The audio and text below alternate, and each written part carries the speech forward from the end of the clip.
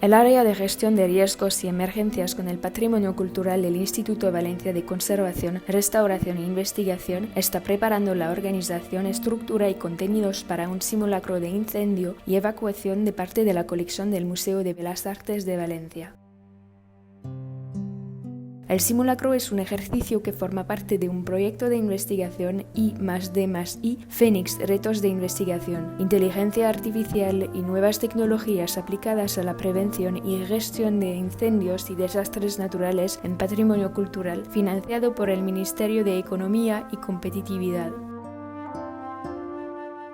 Un simulacro tiene la finalidad de establecer la resolución de una hipotética situación adversa de peligro o desastre. Es un ejercicio con un enfoque transversal donde se involucra a todos los departamentos de la institución en su preparación, ejecución y valoración del riesgo.